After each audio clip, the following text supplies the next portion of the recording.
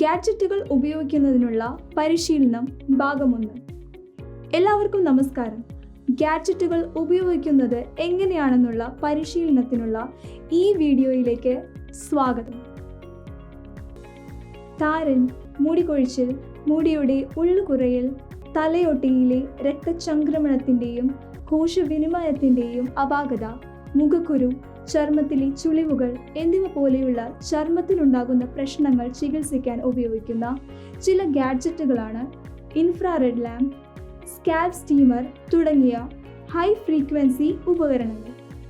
ഇപ്പോൾ ഈ വീഡിയോയിൽ ഇത്തരം ഗാഡ്ജറ്റുകളുടെ വിവിധ തരത്തിലുള്ള അവയുടെ ഉപയോഗങ്ങളും നേട്ടങ്ങളും നമുക്ക് മനസ്സിലാക്കാം. 1891 നിക്കോള ടെസ്ല ആദ്യത്തെ ഉയർന്ന ഫ്രീക്വൻസി ഉപകരണമായ വയലറ്റ് റേ വികസിപ്പിച്ചെടുത്തു.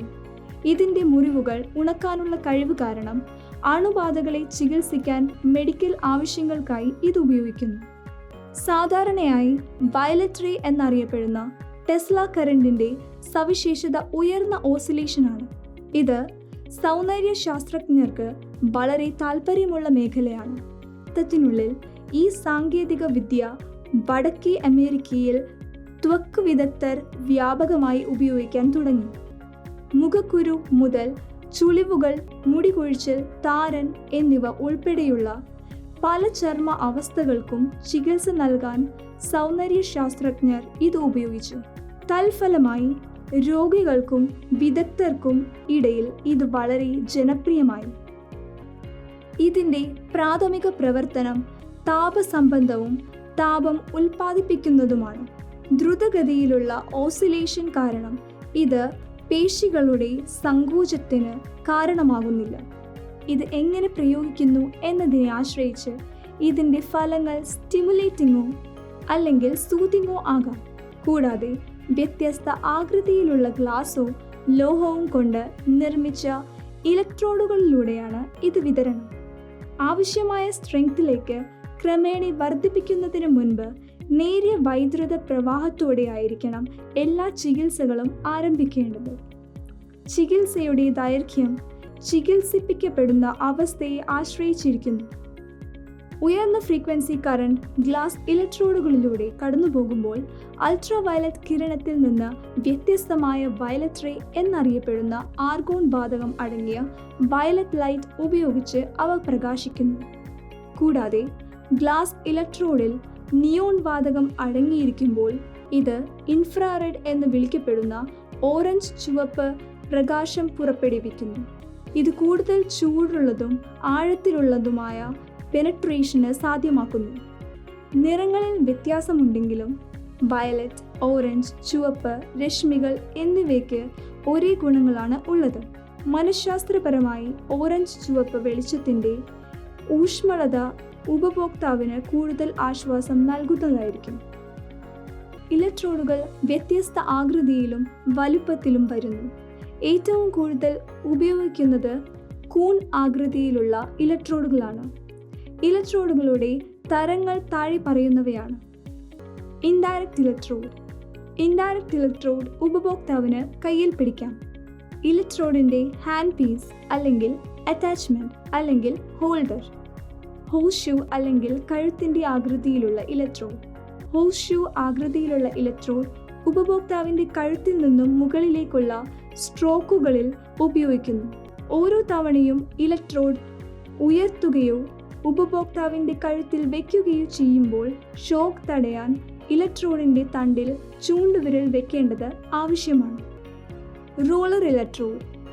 മുമ്പ് മുഖത്തുപയോഗിച്ച സൗന്ദര്യവർദ്ധക ഉൽപ്പന്നത്തിന് മുകളിലൂടെ മുന്നോട്ട് പിന്നോട്ടും ഉരുട്ടി ചലിപ്പിച്ചാണ് റോളർ ഉപയോഗിക്കുന്നത്. 5. കൂണാകൃതിയിലുള്ള ഇലക്ട്രോഡ്. മുഖത്തും കഴുത്തിലും വൃത്താകൃതിയിലുള്ള ചലനത്തിലാണ് കൂൺ ആകൃതിയിലുള്ള ഇലക്ട്രോഡ് ഉപയോഗിക്കുന്നത്. ചീർപ്പ് അല്ലെങ്കിൽ റേക്കാകൃതിയിലുള്ള ഇലക്ട്രോഡ്. ചീർപ്പാകൃതിയിലുള്ള ഇലക്ട്രോഡ് തലയോട്ടിയിലും മുടിയിലും തലയോട്ടിയിലെ അണുക്കളെ നീക്കം ചെയ്യാൻ ഉപയോഗിക്കുന്നു. താരൻ നീക്കുന്നതിനുള്ള ചികിത്സ നൽകുന്നതിന് ഇതുപയോഗിക്കുന്നു. പൂൺ അല്ലെങ്കിൽ നാവിൻ്റെ ആകൃതിയിലുള്ള ഇലക്ട്രോഡ്. പാർക്കർ അല്ലെങ്കിൽ ഡോട്ട് പോയിന്റ് അല്ലെങ്കിൽ ബെൻഡ് ഇലക്ട്രോഡ്. ബാർ അല്ലെങ്കിൽ straight electrode. High frequency machine ഉയർന്ന ഫ്രീക്വൻസി ഇലക്ട്രോഡ് ഉപയോഗിച്ച് പ്രവർത്തിക്കുന്നു. അവ വ്യക്തവും നേർത്തതുമായ ഗ്ലാസ് കൊണ്ട് നിർമ്മിച്ചതാണ്. കൂടാതെ മുഖത്തിൻ്റെയും ശരീരത്തിൻ്റെയും ആകൃതിക്കനുസരിച്ച വ്യത്യസ്ത ആകൃതിയിലും വലുപ്പത്തിലും വരുന്നു. ഇലക്ട്രോഡുകൾ നീക്കം ചെയ്യാവുന്നവയാണ്. സുരക്ഷയ്ക്കും ശുചിത്വത്തിനും വേണ്ടി ഇലക്ട്രോഡിൻ്റെ യന്ത്രത്തിൻ്റെ പ്രധാന യൂണിറ്റായ ബോഡിയിൽ നിന്ന് പ്രത്യേകം സൂക്ഷിക്കുന്നു.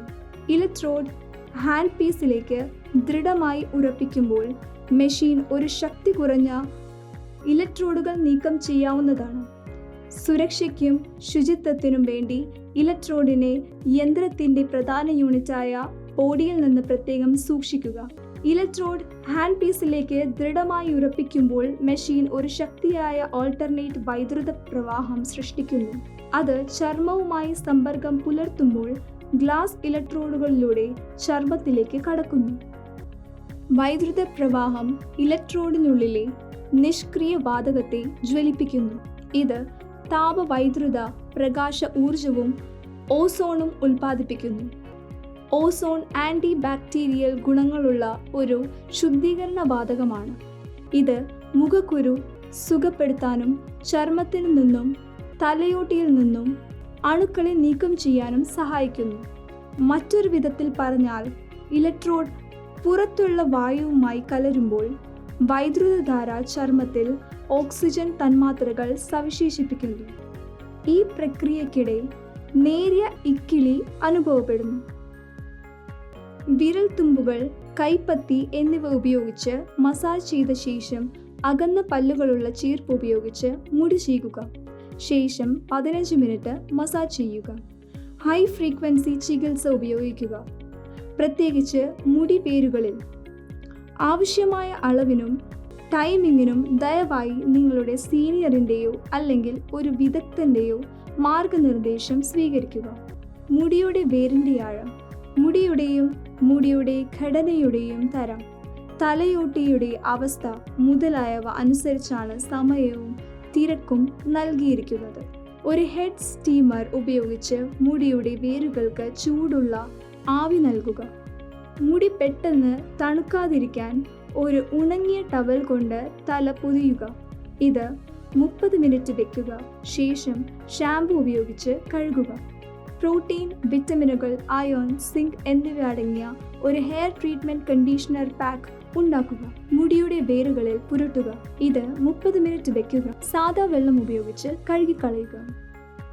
ഉയർന്ന ആവൃത്തിയിലുള്ള ഇലക്ട്രോഡുകൾ 2 തരം നിഷ്ക്രിയ വാതകങ്ങൾ കൊണ്ട് നിറയ്ക്കാം. ആർഗോൺ വാതകം, ഇത് സൂക്ഷ്മമായ വയലറ്റ് തിളക്കം ഉണ്ടാക്കുന്നു. നിയോൺ വാതകം, ഇത് ഓറഞ്ച് തിളക്കം ഉണ്ടാക്കുന്നു. നിലവിലുള്ള മുഖക്കുരു ചികിത്സിക്കാനും ഭാവിയിൽ മുഖക്കുരു ഉണ്ടാകുന്നത് തടയുവാനും ആർഗൺ ഗ്യാസ് ഉപയോഗിക്കുന്നു.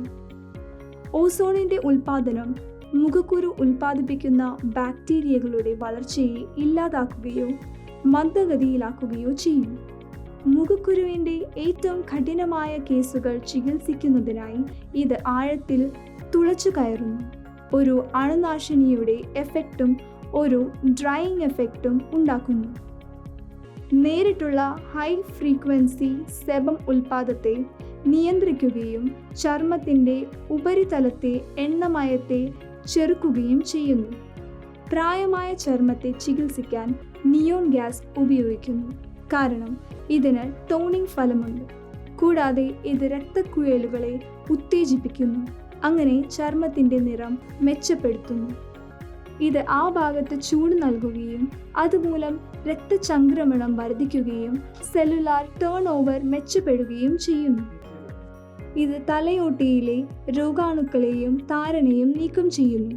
ഇത് രക്തചംക്രമണം ഉത്തേജിപ്പിക്കുന്നു, ഗ്രന്ഥികളുടെ പ്രവർത്തനം വർദ്ധിപ്പിക്കുന്നു, ടിഷ്യൂകൾക്കുള്ളിൽ ചൂടുണ്ടാക്കുന്നു.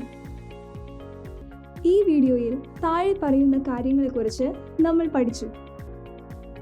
ഹൈ ഫ്രീക്വൻസി അപ്ലയൻസസുകൾ മുൻപ് മുറിവുകൾ ഉണക്കാനും അണുബാധകൾ ചികിത്സിക്കാനുമുള്ള മെഡിക്കൽ ആവശ്യങ്ങൾക്കായി മാത്രമാണ് ഉപയോഗിച്ചിരുന്നത്. ഹൈ ഫ്രീക്വൻസി ഗാഡ്ജറ്റുകൾ ഉപയോഗിച്ചുള്ള ചികിത്സാ രീതികൾ അപകടകരമല്ല. ഹൈ ഫ്രീക്വൻസി രശ്മികൾക്കുള്ളിൽ ഉൽപ്പാദിക്കപ്പെടുന്ന സമ്പുഷ്ടമായ ഓക്സിജൻ തന്മാത്രകൾ ചർമ്മത്തെയും തലയോട്ടിയെയും സുഖപ്പെടുത്തുകയും ചെയ്യുന്നു. ഈ ചികിത്സാക്രമം ഉൽപ്പന്നങ്ങൾ ചർമ്മത്തിലേക്ക് ആഴത്തിൽ ഇറങ്ങിച്ചെല്ലാൻ സഹായിക്കുന്നു. മുഖക്കുരു, താരൻ എന്നിവയ്ക്ക് കാരണമാകുന്ന രോഗാണുക്കൾക്ക് ഇത് അണുബാധ പ്രഭാവമുണ്ടാക്കുന്നു. ഇൻഫ്രാറെഡ് ലാമ്പുകളെക്കുറിച്ചും സ്കാൽപ് സ്റ്റീമറുകളെക്കുറിച്ചും അടുത്ത വീഡിയോയിൽ നമുക്ക് പഠിക്കാം. കണ്ടതിന് നന്ദി.